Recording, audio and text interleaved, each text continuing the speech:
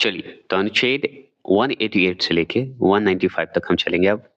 और इसमें जो है देखेंगे, क्या देखेंगे? इसमें हम देखेंगे अनुच्छेद 188 के बारे में। ऐसे मैं पढ़ा चुका हूँ, लेकिन तो भी चलेंगे। तो 188 अनुच्छेद किससे संबंधित है? ये ज़रूर बता दीजिएगा। किससे रिलेटेड है, किससे संबंधित है? तो मैं एक बात जान लीजिए कि एमसीक्यू के रूप में दिया गया है। तो ये जान लीजिए कि सदस्यों द्वारा जो शपथ लिया जाता है ना, उसकी बात होती है। तो सदस्य जो शपथ लेते हैं ना, उनकी बात होती है। तो कौन से? राज्य के विधानमंडल के जो शपथ लेते हैं, उनकी बात कही गई है। ठीक है? राज्य के विधानमंडल, विधान परिषद, ये सब चर्चा होते रहती है। दूसरा प्रश्न है कि किस अनुच्छेद में कहा गया है कि सदस्य शपथ लिए बिना सदन में जो है मतदान नहीं कर सकता? मतलब कोई भी आर्टिकल आपसे पूछ रहा है कि कौन-सा ऐसा आर्टिकल है जो सदस्य जो मेंबर होते हैं शपथ लिए बिना सदन में मतदान नहीं दे सकते। तो ये किस आर्टिकल में बता रहा है?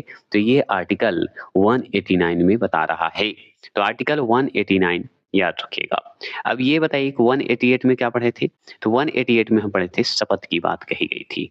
शपथ और प्रतिज्ञान की बात कही गई थी। है ना? अब हम देखते हैं कि सदस्यता की रिक्ति किस अनुच्छेद में है? अगर सदस्यता की रिक्ति हो जाए, मतलब कोई भी सदस्य का डिस्क्वालिफिकेशन हो जाए या वैकेंसी सीट खाली रह जाए, तो किस अनुच्छेद की बात कहेगा? तो आर्टिकल मतलब अनुच्छेद 190 की बात करेगा। तो अनुच्छेद 190 टिक लगा दीजिएगा, आपका सही हो जाएगा। अब देखिए इसी में आपका सवाल है कि सदस्यों की अयोग्यता, अयोग्यता मतलब डिस्क्वालिफिकेशन ऑफ मेंबर से संबंधित अनुच्छेद कौन-सा है? बता सकते हैं? बताइए। अब देखिए यहाँ पे 189 तो हम पढ़े थे। क्या पढ़े थे 189? 189 पढ़े थे कि सदनों में जो मतदान होते हैं या रिक्तियों होते हैं मतलब जो खाली होते हैं, वहाँ पे सदनों की कार्य करने की जो पावर है, शक्ति है या उसमें जो बताया गया है, उसकी बात करता है। ठीक है? समझ गए? 189 की बात करेंगे।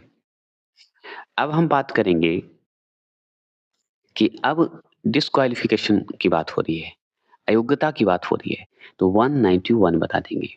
ठीक है? 191 आर्टिकल में कही गई है, सदस्यता की अयोग्यता की बात कही गई है। अब आगे और चलें, 5वां प्रश्न को देखते हैं। 5वां प्रश्न है अनुच्छेद 192 किस विषय से संबंधित है? तो अनुच्छेद 192 किस अनुच्छेद से संबंधित है? बता दीजिए। 192 23 कमेंट करेंगे। तो हम बता देंगे कि 192 जो है, ये किस विषय से संबंधित है?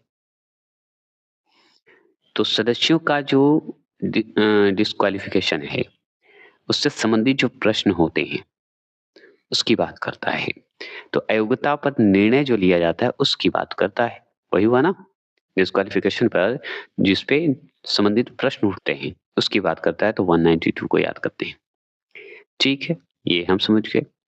अब अनुच्छेद 194 आ जाए आपसे।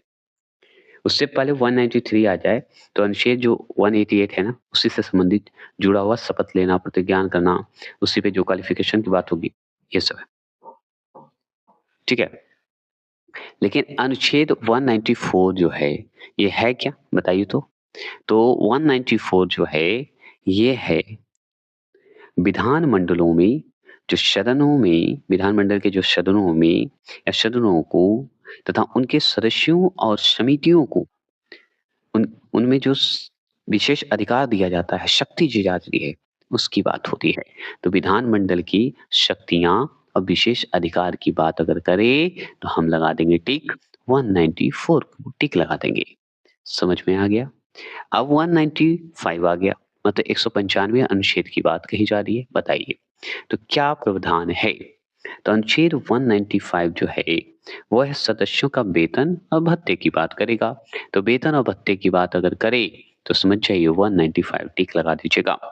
क्योंकि राज्य के विधानमंडलों या उनके सदस्यों की शक्ति का जो विशेषाधिकार है या उस पे जो जुड़ा हुआ सवाल है, प्रश्न है, उस आर्टिकल में हम 195 में वेतन और भत्ते की भी बात करेंगे, जिसमें अब जो भी राज्य के विधानमंडल के सदस्य होंगे, उनको वेतन दीजिएगा ना जी, तो किस आर्टिकल के तहत? कहाँ पे प्रूफ है? तो 195 में प्रूफ है, ठीक है? चर्चा है। अब आगे चलेंगे। 8वें सवाल को जो देख रहे हैं, ध्यान से देखना होगा, क्यों? क्योंकि इसमें बहुत सारे आर्टिकल हैं, मतलब 168 आर्टिकल से लेकर 212 आर्टिकल तक की चर्चा होती है, क्योंकि इसी बीच में कितने भी आर्टिकल वोटिंग की बात करता है। लेकिन सवाल के अनुसार हम आंसर क्या लगाएँगे, ऑप्शन के अनुसार क्या लगाएँगे, हम ये बता देते हैं। मतदान, विचार-विमर्श, प्रक्रिया से संबंधित अनुच्छेद कौन होंगे? तो हम जान रहे हैं कि अभी जो पढ़ रहे हैं, हम लोग राज्य के विधानमंडल पढ़ रहे हैं, भाग 6 का हिस्सा में पढ़ रहे हैं, जो कि भाग से के 6 में क्या है? कार्यपालिका से संबंधित है, तो उसी से संबंधित मतलब कार्यपालिका मतलब राज्य से संबंधित है। राज्य के बारे में पढ़ रहे हैं, स्टेट के बारे में, तो स्टेट में तो राज्य विधानमंडल भी आएँगे, मेंबर भी आएँगे, तो उसी से संबंधित जो मतदान होते हैं, विचार-विमर्श होते हैं, प्रक्रिया होते हैं, तो उस हिसाब से हमको आर्टिकल के हिसाब से टिक लगाना है, तो आर्टिकल ऑप्शन नंबर डी 192 लगाएँगे सही। ठीक है? ऐसे और भी वोटिंग के अलग-अलग आर्टिकल हैं। अब इसमें भी 9वें प्रश्न में भी ध्यान से सुन लीजिए। इसमें अनुच्छेद 104 बहुत इम्पोर्टेंट है। क्यों? क्योंकि बिना शपथ लिए सदन का कार्य करने पर दंड जो है किस अनुच्छेद में बताया गया है? तो 104 में भी बताया गया है। लेकिन इसमें 104 की चर्चा नहीं है, क्यों? क्योंकि हम राज्य के विधानमंडल और राज्यों के सदस्यों की बात कर रहे हैं। तो राज्य के हिसाब से आर्टिकल हमको बताना है, तो उसमें 193 को टिक लगाइएगा। ठीक है? 193 ये भी जो है मतदान से संबंधित हैं और ये राज्यों के लिए हैं। ठीक है? 104 पूरे इंडिया के लिए हैं। क्लियर हो गए? ये सिंपल भाषा में मैंने समझा दिया। अब 10वां प्रश्न है कि राज्य विधानमंडल के सदस्यों को शक्ति और विशेष अधिकार कौन सा अनुच्छेद देता है? नॉर्मल बात है कि 195 से लेके 190 194 से लेके 195 ये दोनों देता है, लेकिन कैसे देगा? तो ये दोनों, तो सबसे पहले कौन आ रहा है? 194, तो ये आंसर आपका सी होगा सही। क्लियर? कोई दिक्कत? नहीं ना? चलिए, क्या ये सही है? बताइए। सही है, चलिए आगे। 196 से लेके 213 तक चलेंगे। ठीक है? चलिए। बात करेंगे आर्टिकल की। तो अनुच्छेद 196 किससे संबंधित है? तो अनुच्छेद 196 जो है, किससे संबंधित है अगर आपसे पूछेगा तो क्या जवाब दीजिएगा? हम देंगे भाई विधि प्रक्रिया की बात हो रही है, तो हम भाई अनुच्छेद 196 जो है, वो विधेयकों का जो पूरा स्थापना या पुनः स्थापना या पारित किए जाने की बात करेगा। उनके संबंध में जो नियम बनेंगे, उपबंध बनेंगे, उनकी बात करता है। तो विधेयकों के प्रस्तुतीकरण और पारित करने की प्रक्रिया को कहा गया है, अनुच्छेद 196 में कहा गया है। अगर हम दूसरे प्रश्न की बात करें, दूसरा प्रश्न है धन विधेयकों से भिन्न विधेयकों के बारे में विधान परिषद की शक्तियाँ किस अनुच्छेद में है? तो किस अनुच्छेद में है शक्तियाँ बता सकते हैं? बताइए प्लीज़, कमेंट कर सकते हैं। तो धन विधेयक से विभिन्न विधेयकों के बारे में विधान परिषद की शक्तियाँ किस आर्टिकल में है? तो हम बताएँगे कि 197 में है। ठीक है? याद रखिएगा। तो 197 कहाँ है? ऑप्शन नंबर ए में है। अगर मैं बात कर लूँ अनुच्छेद 198 का तीसरा प्रश्न देखिए, अनुच्छेद 198 किस विशेष प्रक्रिया से संबंधित है? बताइएगा। तो 198 जो है वो धन विधेयकों के संबंध में विशेष प्रक्रिया की बात करेगा। तो विशेष प्रक्रिया की मतलब धन विधेयक की बात करेगा। तो कौन करेगा? आर्टिकल 198 करेगा। अब इसी में आपसे पूछता है कि 197 के बारे में क्या पढ़े? तो इसमें पढ़े कि धन विधेयकों से जो है भिन्न विधेयक के बारे में विधान परिषद की शक्ति है बताने का या उस पे उपबंध बनाने का या निर्बंध करने का, रोक लगाने का, ये सब पावर है। लेकिन वो अलग तरीके से हम आर्टिकल बताएँगे और भी जब ऑनलाइन में सवाल और बनाएँगे। अभी तो अनुच्छेद का सिर्फ पॉइंट वाइज़ हम बता रहे हैं, है ना? अगर बात करें कि 196 क्या पढ़े हम लोग? तो हम बताए पूरा विधेयक को पारित करने की बात करेगा। 198 हम खाली धन विधेयक का विशेष प्रक्रिया की बात की है। ठीक है? अब चलिए 199 की बात करेंगे मतलब 199 की बात करेंगे। आर्टिकल 199 जो है किसकी परिभाषा देता है? तो 199 मतलब 199 वो धन विधेयक की परिभाषा है। तो धन विधेयक की मतलब मनी बिल की बात करेगा। तो इसकी परिभाषा देता है। 198 भी धन विधेयक की ही बात करेगा, लेकिन विशेष प्रक्रिया की बात करेगा। और 197 भी विधेयक की ही बात करेगा, लेकिन इसमें विधान परिषद की शक्तियों से जुड़ा हुआ बात करेगा। और 196 भी धन विधेयक से ही बात करेगा, लेकिन इसमें क्या करेगा? स्थापना या पारित करने की बात करेगा। क्लियर हो गए? अब तो धन विधेयक से अगर सवाल आएगा, मतलब धन विधेयक मतलब मनी बिल, धन मतलब मनी, मनी बिल, विधेयक मतलब नियम, बिल। चलिए, अब सवाल करते हैं 5वें प्रश्न का। 5वां प्रश्न है, विधेयकों पर राज्यपाल की अनुमति से संबंधित अनुच्छेद कौन-सा है? तो विधेयक मतलब मनी बिल, मनी की बात हो रही है, बिल की बात हो रही है, विधेयक मतलब बिल। और धन हो गया तो मनी बिल। तो यहाँ पे विधेयक सिर्फ है तो बिल की बात हो रही है। तो बिल की जब बात हो रही है, तो राज्यपाल की अनुमति से संबंधित होगा, क्योंकि अब राज्य से पढ़ रहे हैं, स्टेट की बात कर रहे हैं, तो स्टेट में राज्यपाल ही भूमिका निभाएगा। तो विधेयक की बात हो रही है, तो राज्यपाल इसकी भूमिका निभाएगा। तो किस अनुच्छेद में है कि अनुमति लेना होगा? बता सकते हैं? तो हम बताएँगे भाई, अनुमति लेने की बात हो रही है तो अनुच्छेद 200 में होगा। तो आर्टिकल 200 याद रखिए। चलिए, 198 तो पढ़ ही लिए थे, बताइए क्यों? अब देखिए, वार्षिक वित्तीय विवरण, छठे प्रश्न है, वार्षिक वित्तीय विवरण, ठीक है? किस अनुच्छेद में है? अब वार्षिक वित्तीय मतलब वित्तीय विषयों के संबंधित प्रक्रिया हम पढ़ रहे हैं अब। जैसे 202 से लेके 207 तक का अनुच्छेद में चलेगा। तो इसमें से पहला सवाल आपसे पूछा है वार्षिक वित्तीय विवरण। तो वार्षिक वित्तीय विवरण पूछ रहा है, तो मतलब 2000 बोल रहा हूँ, 202 बोलिएगा। अनुच्छेद 202, 2000 बोला जा रहा है, 202 बोलिएगा। अनुच्छेद में वार्षिक वित्तीय विवरण की चर्चा है। अगर 7वें प्रश्न की बात करें, तो राज्य के विधानमंडल में प्रकलनों की प्रक्रिया किस अनुच्छेद में दी गई है? तो प्रकलनों की प्रक्रिया, ठीक है? मतलब विधानमंडल में जो प्रकलनों से संबंधित प्रक्रिया है, वो किस अनुच्छेद में है? तो अनुच्छेद 203 में है। अनुच्छेद 203 मतलब 203 में है। ये भी क्लियर हो गए। अगर मान लीजिए विनियोग विधेयक किस अनुच्छेद में है? बताइए, विनियोग जो बिल्स होते हैं, वो किस आर्टिकल में चर्चा है? तो हम 204 पे टिक लगा देंगे। तो 204 कहाँ है? Option number A. 202 में क्या था बताइए तो ज़रा, पढ़े थे हम लोग? तो 202 में वार्षिक वित्तीय विवरण की बात करेगा। ठीक है? ये हो गए। अगर मान लीजिए अनुच्छेद, अब देखिए, अनुच्छेद 205 किस 3 अनुदानों से संबंधित है? तो अनुच्छेद 205 जो है, वो किस 3 अनुदानों से संबंधित होगा? बताइए। अनुच्छेद 205, तो अनुच्छेद 205 जो है, अनुपूरक, अतिरिक्त या अधिक अनुदानी होगा। ठीक है? अनुपूरक होगा, अतिरिक्त मतलब अतिरिक्त एक एक्स्ट्रा ज्ञान होगा, इस तरह से बात करेंगे, और अधिक अनुदान करेगा। ठीक है? क्लियर हो गए। 205 में। अब धन विधेयक फिर से आ गया, 10वां प्रश्न। धन विधेयक मतलब मनी बिल के विशेष उपबंध कहाँ दिए गए हैं? तो मनी बिल के बारे में और भी विशेष अगर पूछे तो कहाँ बताइएगा? तो विशेष देखिए, मनी बिल मतलब विधेयक की बात करेगा, है ना? ठीक है? तो कहाँ दिया गया है? तो हम बताएँगे आर्टिकल 207 में दिया गया है। अब 207 कहाँ है? Option number A. 203 में क्या चर्चा किए थे हम लोग? बताइए तो? 203 में हम किए थे, विधानमंडल में जो प्रकरणों से संबंधित प्रक्रिया है, वो होगी। अच्छा, 199 में बहुत बार पढ़े हैं। बताइए तो 199 अनुच्छेद में क्या कहा गया है? तो 199 अनुच्छेद में धन विधेयक की परिभाषा की बात कही गई है, मनी बिल की परिभाषा की बात कही गई है। अच्छा, 210 किसके लिए है बताइए तो? ऐसे बताया नहीं हूँ मैं, बता दूँगा। तो ये विधानमंडल में जो प्रयोग की जाने वाली भाषा होती है, उसके लिए। तो याद रखिए 210। अब यहाँ पे देखिए 11वां प्रश्न है, प्रक्रिया के नियम किस अनुच्छेद में दिया गया है? अब वित्तीय विषयों के संबंध में हम पढ़ रहे हैं, तो उसमें धन विधेयक तो आ ही गया। अब उसी से संबंधित जो है वित्तीय जो प्रक्रिया होते हैं, उसके लिए नियम बनते हैं। नियम बनते हैं तो किस अनुच्छेद में बनाए जाते हैं? किस अनुच्छेद के तहत, ये बता दीजिए।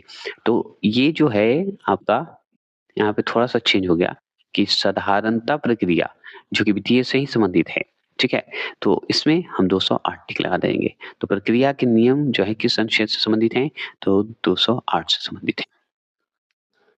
ठीक है?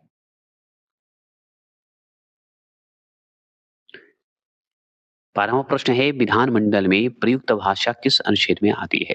तो विधानमंडल में जो प्रयुक्त भाषा होती है, वो बताइए किससे संबंधित है? मतलब राज्य के विधानमंडल में वित्तीय जो कार्य संबंधी जो प्रक्रिया का विधि द्वारा जो विनियमन होता है, ये तो 209 में हम पढ़ते हैं अनुच्छेद। लेकिन यहाँ पे 209 तो ऑप्शन में नहीं है, तो 210 होगा। तो 210 जो अनुच्छेद है, वही तो विधान मंडल में प्रयुक्त भाषा की प्रक्रिया की बात करेगा इसी आर्टिकल में।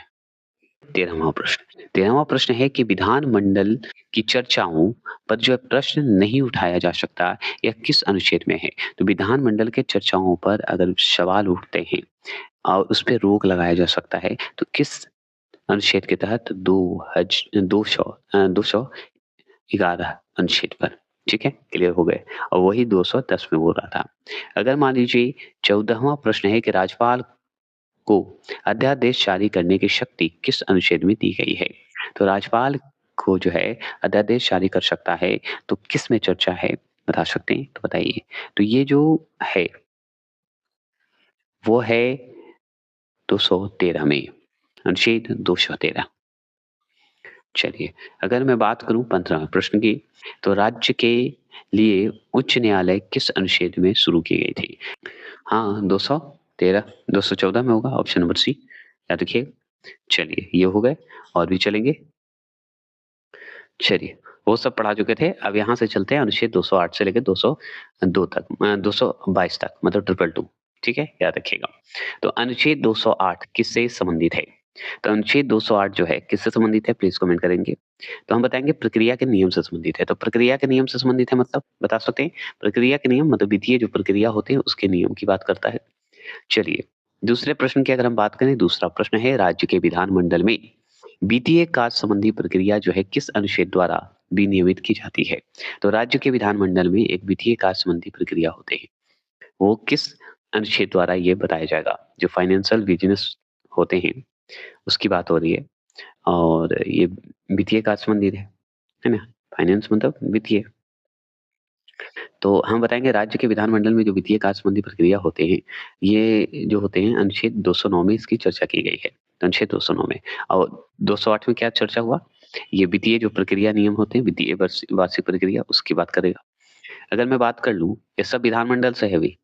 विधानमंडल में प्रयुक्त जो भाषा है किस अनुच्छेद में दी गई है? तो विधानमंडल में जो भाषा हम लोग इस्तेमाल करते हैं, उस प्रक्रिया में जो है कौन-सा अनुच्छेद के तहत जोड़ा गया है कि विधानमंडल में ये भाषा होगी या ये भाषा पे बात होगी? तो हम बताएँगे 210 अनुच्छेद में, ठीक है? 210 अनुच्छेद में इसकी चर्चा की गई है। अब अनुच्छेद 211 में बताइए किस विषय पर प्रतिबंध लगाता है? इसमें क्या है कि ऑप्शन नंबर बी सही है। क्यों सही है बता देते हैं, क्योंकि सदन में जो है न्यायालय के कार्यवाही पर चर्चा के लिए प्रतिबंध करता है, समझ गए? और ये अनुच्छेद 211 में, तो राज्य के विधानमंडल में आप उच्च न्यायालय के या न्यायालय के जो होते हैं, सुप्रीम कोर्ट के कहिए या हाई कोर्ट के जो न्यायाधीश होते हैं, उनके आचरण का चर्चा आप नहीं कर सकते, ये प्रतिबंध है। ठीक है? ये अनुच्छेद 211 में है। अगर मान लीजिए न्यायालय द्वारा विधानमंडल की कार्यवाही की जाँच न करने का प्रावधान किस अनुच्छेद में है? मतलब न्यायालय द्वारा जो विधानमंडल की कार्यवाही का जांच न किया जाए, यह प्रावधान किस आर्टिकल के तहत जोड़ा गया है? बता सकते हैं? तो कॉमन बात है कि 211 में जब हम न्यायालय के हाई कोर्टों की बात नहीं करेंगे, उनकी जो है चर्चा नहीं करेंगे उनके आचरण का, तो मेरा भी क्या है कि न्यायालय द्वारा जो विधानमंडल की कार्यवाही होती है, उसकी जांच न किया जाएगा। हम भी ईगो में हैं, है कि नहीं? 212 अनुच्छेद में इसकी चर्चा होगी। जब 11 में ऐसी बात बोली गई, तो 12 में ऐसी बात है कि न्यायालय भी मेरा भूमिका नहीं चेक करेगा। ये समझाने के लिए चलिए छठा प्रश्न है कि राज्यपाल की विधीय शक्ति किस अनुच्छेद में मिलती है? तो राज्यपाल की जो विधायी शक्ति होती है ना? विधायी शक्ति जिसे हम लेजिस्लेटिव पावर बोलते हैं, ठीक है? तो किस अनुच्छेद में मिलती है? तो राज्यपाल की विधीय शक्ति की अगर बात करेंगे ना, तो अनुच्छेद 213 टिक लगा दीजिएगा। ये सही हो जाएगा। ये नहीं कभी-कभी होता है कि ध्यान रखना होगा। अब देखिए अनुच्छेद 214 क्यों संबंधित है बताइए? इस ऑप्शन के हिसाब से। तो अनुच्छेद 214 बताइए। 13 तो हम समझ गए कि राज्यपाल की विधीय शक्ति से संबंधित है। 14 बताइए। तो ये अब सवालिए राज्य में जो उच्च न्यायालय है ना, हाई कोर्ट हम लोग का, उसके बारे में पढ़ेंगे। तो the high court courts of the states के बारे में पढ़ेंगे। उसमें अनुच्छेद 214 से लेके हम पढ़ेंगे 232 तक इसकी चर्चा करेंगे राज्य के बारे में। राज्य के भी उच्च न्यायालय की चर्चा करेंगे। तो 214 में राज्य के उच्च न्यायालय की खाली बात करेगा। तो राज्यों में उच्च न्यायालय है, इसकी बात आर्टिकल 214 में आपको मिलेगा। ठीक है? आगे चलते हैं। 8वां प्रश्न क्या है सुनिए। 8वां प्रश्न है प्रत्येक उच्च न्यायालय के पास क्या होना चाहिए? सूचित किया गया है कि अनुच्छेद में। तो प्रत्येक उच्च न्यायालय के पास क्या होना चाहिए? प्रत्येक उच्च न्यायालय के पास होना चाहिए, प्रत्येक जितने भी हाई कोर्ट हैं, चीफ जस्टिस हैं, उनके पास होना चाहिए। सूचित किया गया है, तो किस अनुच्छेद में? तो देखिए, उच्च न्यायालय का अभिलेख न्यायालय होना आवश्यक है। तो अभिलेख न्यायालय यहाँ पे दिया नहीं है, इसलिए आपको लग रहा है। तो ये चर्चा जो है आपको अनुच्छेद 215 में मिलेगा। तो प्रत्येक उच्च न्यायालय के पास एक अभिलेख होना चाहिए, मेंशन है, याद रखिएगा। मतलब सूचित किया जाना चाहिए, सूचित किया गया है, तो ये 215 में कहा गया है। अब 9वें प्रश्न की बात करें, तो उच्च न्यायालयों की गठन प्रक्रिया किस अनुच्छेद में है? तो उच्च न्यायालय की या न्यायालयों की गठन प्रक्रिया किस अनुच्छेद में है? बता दीजिए। तो ये जो है उच्च न्यायालयों का गठन, ठीक है? क्या है? उच्च न्यायालयों का गठन। कोई दिक्कत? तो उच्च न्यायालयों का गठन अनुच्छेद 216। अब बताइए अनुच्छेद 212 क्यों पढ़े? बताइए। तो अनुच्छेद 212 क्यों इम्पोर्टेंट है? न्यायालयों द्वारा विधानमंडल की कार्यवाही का जांच न किया जाना चाहिए। न किया जाना। चलिए 10वां प्रश्न बता दीजिए। 10वां प्रश्न है उच्च न्यायालय के न्यायाधीश की नियुक्ति और पद के शर्त जो है किस अनुच्छेद में है? तो उच्च न्यायालय के न्यायाधीश की नियुक्ति और पद की शर्तों की जो बात करता है, वह किस अनुच्छेद में है? बताइए। तो भाई उच्च न्यायालय की पद और नियुक्ति की बात करेगा तो अनुच्छेद 217 टिक लगा दीजिएगा। अच्छा 216 बताइए तो अनुच्छेद क्यों इम्पोर्टेंट है? बताइए। तो 216 उच्च न्यायालय के गठन की बात करता है जो कि हम पढ़ चुके हैं, है ना? ये कंफ्यूज करते रहेगा। अनुच्छेद 214 क्यों फेमस है? क्योंकि राज्य में उच्च न्यायालय होना चाहिए इसकी बात बताता है ना? अब बता दीजिए जरा 11वां प्रश्न सर्वोच्च न्यायालय से संबंधित उपबंध उच्च न्यायालयों पर किस अनुच्छेद द्वारा लागू किया जाता है? तो सर्वोच्च न्यायालय से संबंधित जो उपबंध नियम जो बने हैं, वो उच्च न्यायालयों पर जो है किस अनुच्छेद द्वारा लागू करेंगे? बताइए। तो अनुच्छेद 218 के तहत करेंगे, समझ गए?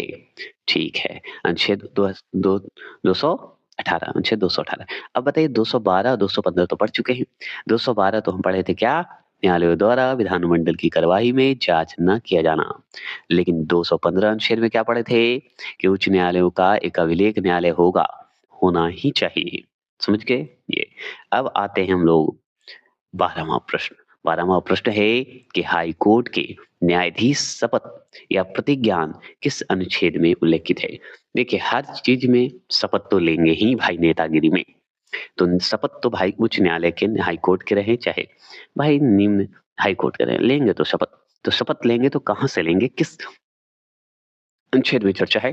तो अनुच्छेद 219 में चर्चा है। तो अनुच्छेद 219 में शपथ की बात करेगा, वो भी हाई कोर्ट के न्यायाधीश की बात करेगा कि शपथ लेंगे।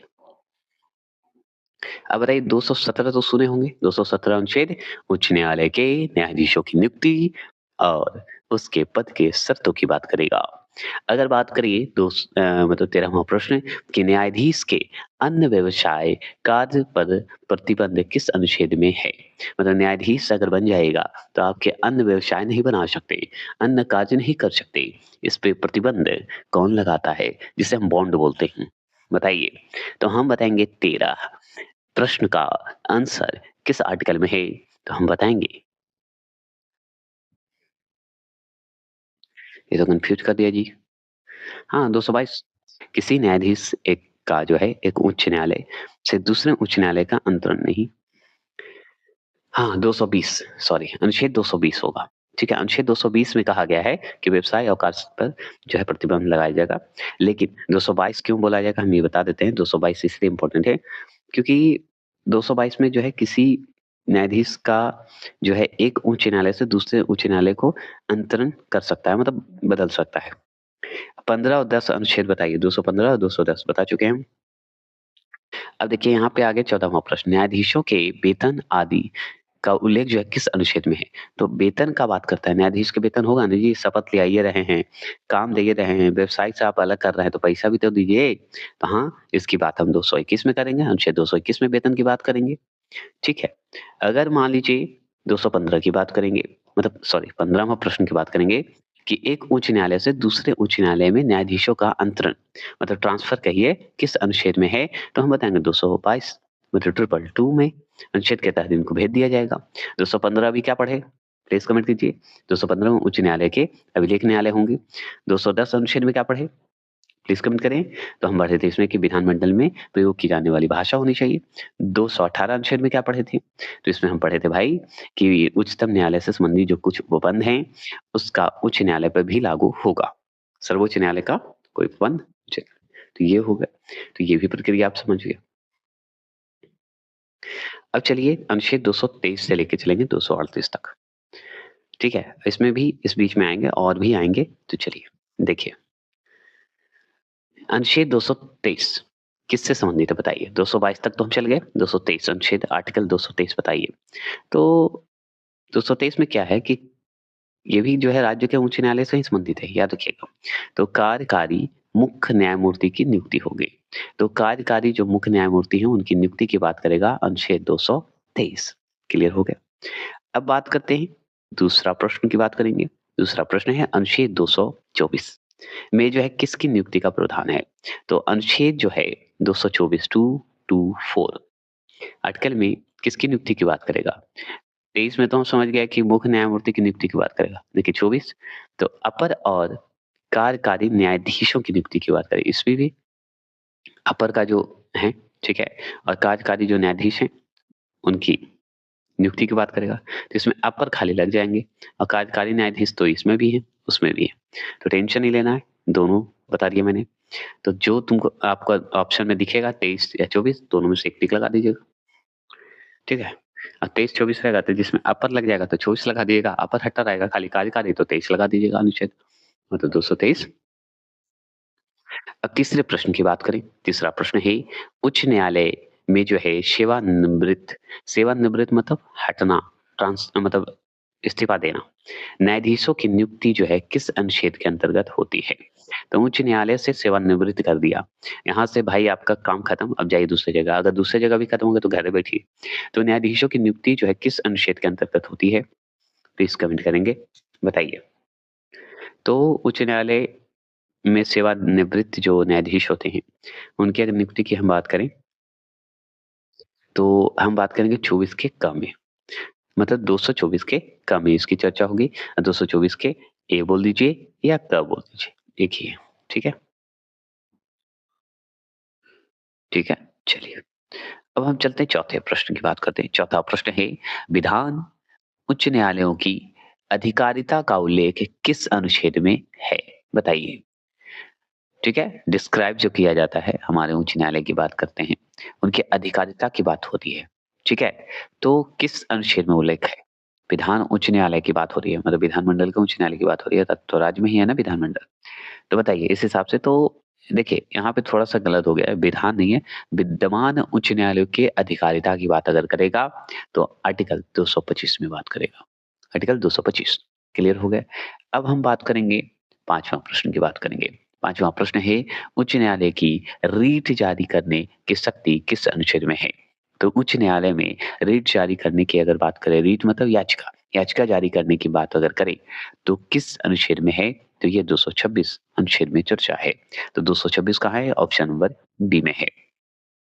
अगर मैं बात करूँ छठे प्रश्न की, छठा प्रश्न क्या है? छठा प्रश्न है अनुच्छेद 227 किससे संबंधित है? तो 27 जैसे ही आएगा ना, तो हम समझ जाएँगे कि सभी न्यायालय के जो अधीक्षण होते हैं, अधीक्षण की उच्च न्यायालय की शक्ति की बात करता है। तो उच्च न्यायालय तो यहाँ पे नहीं है, तो न्यायालयों की निरीक्षण की बात करेगा, याद रखिएगा। सुप्रीम जो कोर्ट होते हैं और उनके निरीक्षण, देखभाल या निगरानी में रखने के लिए किया जाता है अनुच्छेद 227। और याद रखिएगा, कई अनुच्छेद जो हैं निरसित हुए हैं मतलब हटा दिए गए हैं, वैसे ही हैं, रखे हुए खाली हैं, उसमें से खाली कर दिया गया है। जैसे 226 का उसमें कोई चर्चा नहीं है, ठीक है? खाली है बना हुआ कि अगर मान लीजिए ज़रूरत पड़ा तो यूज़ करेंगे, लेकिन वो हट गया है। मामलों का उच्च न्यायालयों के अंतरण किस अनुच्छेद में है? ट्रांसफ़र का बात करता है। हुँ, हाँ, अंतरण की बात करेगा तो 228 लगा दीजिएगा, ठीक है? ट्रांसफ़र ऑफ केस की बात करेगा तो केस को ट्रांसफ़र करते हैं ना, तो अगर 8वां प्रश्न है, उच्च न्यायालय के आधिकारिक और सेवक किस अनुच्छेद में वर्णित हैं? तो उच्च न्यायालय के जो आधिकारिक होते हैं, आर्टिकल 229 में बात करेगा, अनुच्छेद 229। देखिए 9वां प्रश्न है कि उच्च न्यायालयों की अधिकारिता किस विस्तार जो है किस विस्तार किस अनुच्छेद में है? अधिकारिता का विस्तार यहाँ पे क्वेश्चन को ये तो पढ़ा चुका हूँ, इसमें क्या रिपीट करूँ? लेकिन चलिए फिर से रिपीट कर देता हूँ कि 9वां प्रश्न है कि उच्च न्यायालयों की अधिकारिता का विस्तार किस अनुच्छेद में है? बताइए, किस अनुच्छेद में है? तो उच्च न्यायालयों की अधिकारिता का विस्तार जो है किस अनुच्छेद में है? बता सकते हैं, प्लीज़ कमेंट करिएगा। तो हम बता देंगे कि भाई ये अनुच्छेद जो है, उच्च न्यायालय की अधिकारिता और सेवक विधेयक की बात हो गई। उच्च न्यायालय की जो अधिकारिता है या संघ राज्य क्षेत्रों का जो विस्तार होता है, संघ राज्य क्षेत्रों का जो विस्तार होता है उच्च न्यायालय का, उसकी बात करेगा तो 230 हम टिक लगा के आ जाइएगा, ठीक है? याद रखिएगा। अब इसी चीज़ में हम यहाँ पे आ जाते हैं कि 2 या 2 से अधिक राज्यों के लिए एक उच्च न्यायालय किस अनुच्छेद में रखा गया है? 2 या 2 से अधिक अगर बनाना है उच्च न्यायालय। तो भाई इसकी स्थापना की अगर बात करेंगे ना तो अनुच्छेद 231 लगा दीजिए। तो 231 टिक लगा दीजिएगा तो आप सही हो जाइएगा। क्लियर हो गया? चलिए, अब इसी में सुप्रीम कोर्ट की बात करेंगे। मतलब सुप्रीम कोर्ट की नहीं बात करेंगे, मतलब सबऑर्डिनेट कोर्ट जो होते हैं, मतलब 1 से 2, 1 से मिलकर 2 बनना या एक दूसरे से जुड़ा हुआ कोर्ट का चर्चा अगर होगा, तो हम बताएँगे अनुच्छेद 233 से हम 238 तक इसकी बात करेंगे। और सबसे बड़ी बात कि कोर्ट के बारे में ही पढ़ेंगे। 11वां प्रश्न यहाँ से देखिए कि जिस जिस भी जिले में आप हैं या जिस भी डिस्ट्रिक्ट में हैं, मान लीजिए, अब उससे सवाल अगर मान लीजिए हम बनाएँ, तो मान लीजिए कि जिला न्यायाधीश की नियुक्ति, अब जिला न्यायाधीश होते हैं ना जी, होते हैं, तो जिला न्यायाधीश की नियुक्ति किस अनुच्छेद के अंतर्गत होगा? बताइए तो? तो जिला न्यायाधीश की बात हो रही है, जिसे याद रखिए सबऑर्डिनेट कोर्ट्स जिसे बोलते हैं, जिसे अधीनस्थ न्यायालय बोला जाता है ना? तो जिला न्यायाधीश की नियुक्ति की बात करेगा तो 233 टिक लगा के आ जाइएगा। अनुच्छेद 233। अच्छा, अगर मैं बात करूँ 12वें प्रश्न की, 12वां प्रश्न है कि कुछ जिला न्यायाधीशों की नियुक्तियों और उनके निर्णयों की वैधता का वर्णन किस अनुच्छेद में है? मतलब जिला न्यायाधीश के कुछ जिला न्यायाधीश का जो नियुक्ति की बात होगी और या उन पे निर्णय जो लेते हैं या उन पे वैधता दी गई है कि भाई ये निर्णय ले सकते हैं, तो किस अनुच्छेद में बताया गया है बताइए तो? तो हम बताएँगे ऐसी बातें अगर कुछ जिला न्यायाधीश की बात है, पावर दिया गया है, तो भाई अनुच्छेद 233 में होगा क्योंकि जिला न्यायाधीश की नियुक्ति की बात 233 करता है, लेकिन 233 के कम में होगा। समझ गए? ये ज़रूर ध्यान रखिएगा। यही कन्फ्यूज़ करता है। अगर मान लीजिए 13वाँ प्रश्न की बात करें तो न्यायिक सेवा में जिला न्यायाधीशों के अधीन व्यक्तियों की मतलब अधीन व्यक्ति न्यायालय सेवा में जिला के न्यायाधीशों से भिन्न व्यक्तियों की भर्ती। बताओ अन्य व्यक्ति होना चाहिए। अन्य व्यक्तियों की भर्ती किस अनुच्छेद में है? तो न्यायिक सेवा में जो जिला न्यायाधीश होते हैं, उनके जो व्यक्ति होते हैं और अन्य व्यक्ति उन्हीं की जगह पे मतलब इन्हीं से जुड़े अन्य व्यक्ति को भी नियुक्त किया जा सकता है, भर्ती किया जा सकता है, सम्मिलित किया जा सकता है। तो किस अनुच्छेद में? ये पूछ रहा आपसे। तो ये तो आप अच्छे से जानते हैं कि 234 होंगे, अनुच्छेद 234। थोड़े से सर्दी हो गए हैं। अगर बात करूँ 14वाँ प्रश्न अधीनस्थ न्यायालयों का नियंत्रण किस अनुच्छेद में है? मतलब कंट्रोल जो होते हैं, सबऑर्डिनेट जो होते हैं, सबऑर्डिनेट कोर्ट जो होते हैं, उसको कंट्रोल करने के लिए बात करेगा। तो किस अनुच्छेद में करेगा? तो अनुच्छेद 235 के तहत किया जाएगा। क्लियर हो गए? चलिए, अगर मैं बात कर लूँ और भी कुछ, क्या कर लूँ? तो देखिए 15वाँ प्रश्न देखिए, कुछ वर्गों में मजिस्ट्रेटों का उपबंध लागू होने का प्रावधान दिया गया है, लेकिन क्यों और किस अनुच्छेद में दिया गया है? तो क्यों की तो बात हम अभी नहीं करेंगे, लेकिन ये ज़रूर करेंगे कि किस अनुच्छेद में किया गया है। तो ये जो है हमारा 237 में किया गया है, अनुच्छेद 237 में।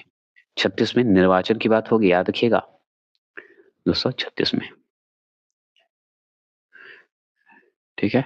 चलिए और 37 में हम समझ गए? आगे चलिए।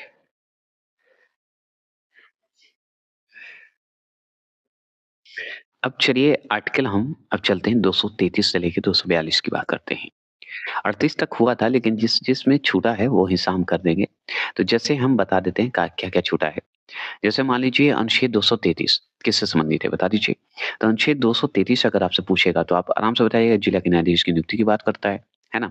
अगर मान लीजिए अनुच्छेद 233 का पूछ दे, तो क्या बताइएगा? तो इसमें क्या बताइएगा कि कुछ जो है यहाँ पे देख लीजिए क्लियर करते इसलिए जा रहे हैं क्योंकि रिपीट करेंगे तो आपको आसानी से होगा। अनुच्छेद 233 का अगर पूछते या ए पूछते तो बताना है कुछ जिलों में न्यायाधीशों की नियुक्ति का निर्णय का वैधता दिया गया है। चलिए ये भी समझ गए।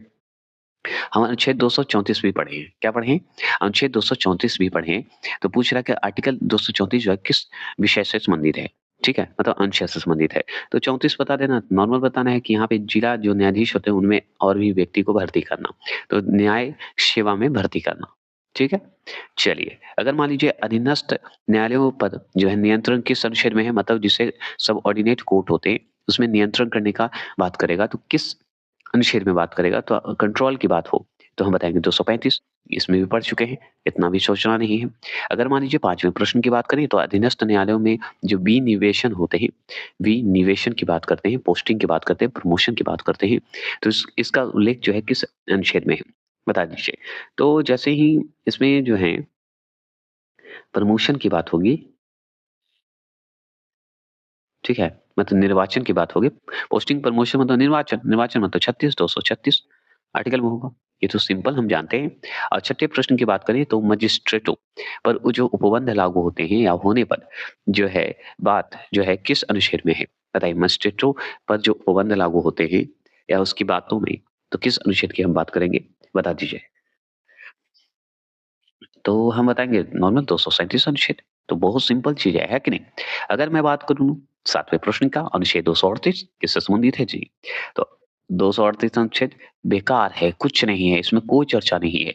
बस इतना जान लीजिए कि पहली अनुसूची के भाग ख के राज्य की बात करेगा, ठीक है? तो पहली अनुसूची के भाग ख के राज्य की बात करेगा, यही सम्मिलित है और कुछ नहीं है। ऐसे इसे हटा दिया गया है 238 को, ठीक है?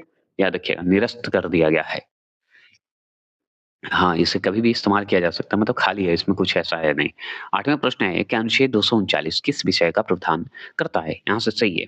बताइए 239 तो संघ राज्य क्षेत्रों का प्रशासन की बात करता है, तो संघ राज्य प्रशासन की बात करेगा। अब 239 जो आर्टिकल है, यहाँ याद रखिएगा भाग 8 के तहत आप चल रहे हैं। ऐसे भाग होते हैं ना, भाग कितने होते हैं बताइए कमेंट कीजिए। अनुसूची कितने होते हैं कमेंट कीजिए। ये सब तो पुराने समय से पढ़ते आ रहे हैं। कमेंट कीजिएगा। तो भाग 8 से अब क्या शुरू होता है? संघ अब हम पढ़ेंगे यहाँ पे संघ राज्य क्षेत्र की बात करेंगे। तो संघ राज्य क्षेत्र कहाँ से 239 अनुच्छेद से लेकर 242 तक चलेंगे। तो उसी में पहला सवाल है 239 से, जिसका हम आंसर बी लगाएँ। है ना? अब हम बात करेंगे यही 9वें प्रश्न की बात करेंगे। तो 9वां प्रश्न है कि अनुच्छेद 239 का, तो 239 का बोलिए या 239 ए किससे संबंधित है बताइए? बताइए तो अनुच्छेद 239 का की अगर हम बात करेंगे, तो हम बताएँगे 239 का जो है कुछ संघ राज्य क्षेत्रों के लिए जो है स्थानीय विधानमंडलों या मंत्री परिषदों का या दोनों का सृजन करना, मतलब दोनों को बनाए रखना, उनकी स्थापना करना, फिर से अच्छा जागरूक करना, है ना? सृजन मतलब बनाना, क्रिएट करना।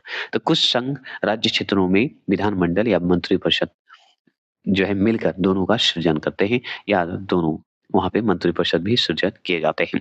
10वां प्रश्न है अनुच्छेद 239 ख। 239 ख कहिए, 239 आ बोल दीजिए, नहीं तो आ की जगह पे बी बोल दीजिए, ठीक है? अब बताइए किससे संबंधित है? प्लीज़ कमेंट करेंगे। तो अनुच्छेद 239 ख जो है किससे संबंधित है?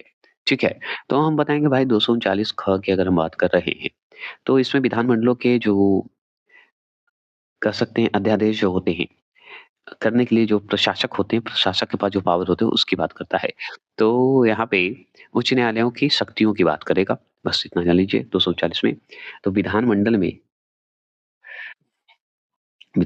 में क्या है न्यायिक सेवा, दिल्ली में विशेष प्रावधान दिया गया नहीं उच्च न्यायालय की शक्तियों की बात करेगा इसमें भी। इसको छोड़ दिए 10वां प्रश्न को छोड़ दिएगा प्लीज़ छोड़ दिएगा, इसका क्लियर हम बाद में करेंगे क्योंकि ये हमको उचित ऑप्शन ही नहीं लगा। तो अगर आए तो बी लगा दिएगा लेकिन आएगा नहीं। राष्ट्रपति द्वारा जो है कुल यूटीएस के लिए जो है विनियमन बनाने की शक्ति किस अनुच्छेद में है? ठीक है? तो राष्ट्रपति द्वारा कुछ यूटीएस होते हैं। उसके लिए विनियमन बनाने की शक्ति होती है, मतलब शक्ति पावर है। तो कुछ राज्य के जो हैं क्षेत्र में क्या होते हैं कि राष्ट्रपति की शक्ति है, ठीक है? राष्ट्रपति जो है बना सकते हैं नियम, ठीक है? तो वो है अनुच्छेद 240 के तहत। तो राष्ट्रपति के पास पावर है, समझ गए? कि भाई कुछ नियम बना सकते हैं। यूटीएस मतलब कोई भी केंद्र शासित प्रदेश में या संघ राज्य क्षेत्र में, यूनियन टेरिटरी, इस सब क्षेत्र में राष्ट्रपति के पास पावर है। राष्ट्रपति ही कर सकते हैं, समझ गए?